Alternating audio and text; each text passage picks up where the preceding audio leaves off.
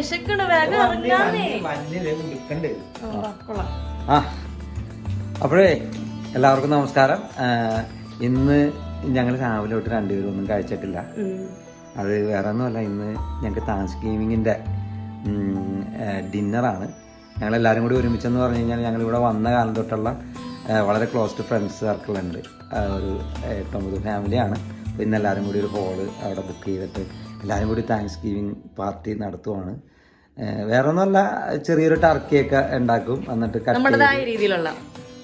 നമ്മുടെ രീതിയിലുള്ള ടർക്കിയൊക്കെ ഉണ്ടാക്കി ഇന്ന് ആഘോഷിക്കും. അപ്പോൾ ഞങ്ങളുടെ കൂടെ നമുക്ക് ഒരുമിച്ച് താങ്ക്സ്ഗിവിങ് ഡിന്നർ കഴിക്കാം. അപ്പൊ ഞങ്ങളുടെ ഈ ചെറിയൊരു വ്ളോഗിലേക്ക് എല്ലാവരും ക്ഷണിച്ചുകൊള്ളുന്നു. ഞങ്ങളുടെ ലോക്കൽ വർത്തമാനത്തിലേക്കും ലോക്കൽ കാഴ്ചയിലേക്കും എല്ലാവർക്കും സ്വാഗതം.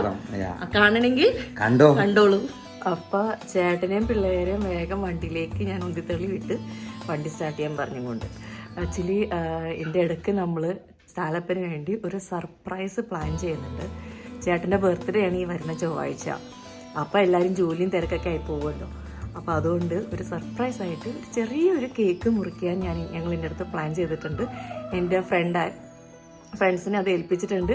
അവരവിടെ നിന്ന് മേടിച്ചും കൊണ്ട് വന്ന് എല്ലാം സെറ്റ് ചെയ്ത് അവിടെ വെക്കാമെന്ന് പറഞ്ഞിട്ടുണ്ട്. അപ്പോൾ അതിനിടയ്ക്ക് ഒരാൾ ഓടിക്കയറി എന്ന് പറഞ്ഞു താക്കോലെടുക്കാൻ വേണ്ടി. എനിവേസ് എല്ലാം ഓക്കെയാണ്.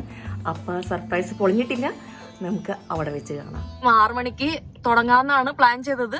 പക്ഷേ അല്ല, 6 മണി പറഞ്ഞേക്കണോണ്ട് എല്ലാവരും 7 മണിക്ക് വരുള്ളൂ. കാരണം ഓരോരുത്തരും നമ്മള് ഇപ്പൊ ഞാനും ഉൾപ്പെടെ വിചാരിക്കും 6 മണിയല്ലേ, അപ്പൊ എല്ലാവരും എത്തുന്ന സമയം ഒരു 7 മണിയായിരിക്കും ഒന്ന് കരുതി എല്ലാവരും.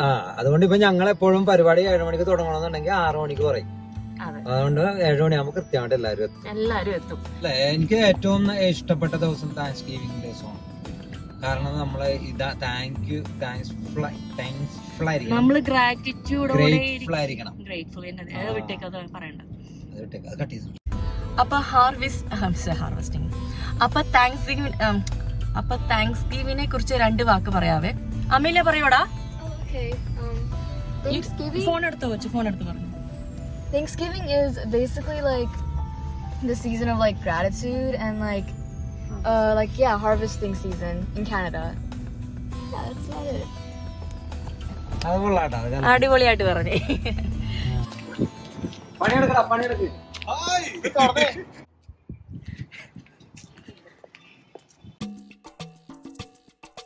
നല്ല പൊളപ്പൻ ടർക്കി നല്ല സെറ്റാക്കി കൊണ്ടുവന്നിട്ടുണ്ട് നമ്മുടെ കൂട്ടുകാരി.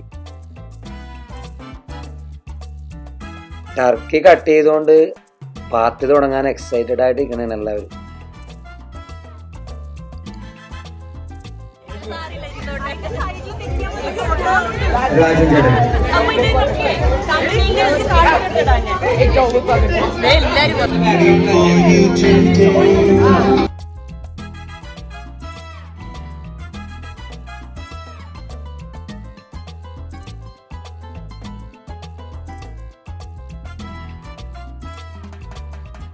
അങ്ങനെ ഭക്ഷണമൊക്കെ കഴിച്ചു കഴിഞ്ഞപ്പോൾ പിള്ളേര് സെറ്റ് അവരുടെ കലാപരിപാടികളുമായിട്ട് രംഗത്തെത്തി.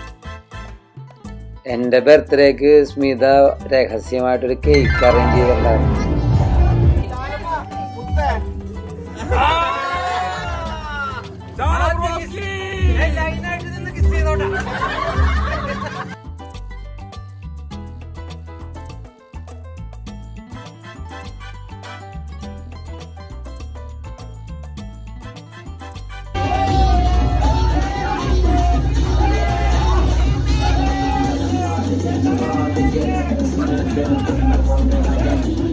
നല്ല ഗംഭീരമായ കളികളാണ് പിന്നെ അങ്ങോട്ട് നടന്നത്.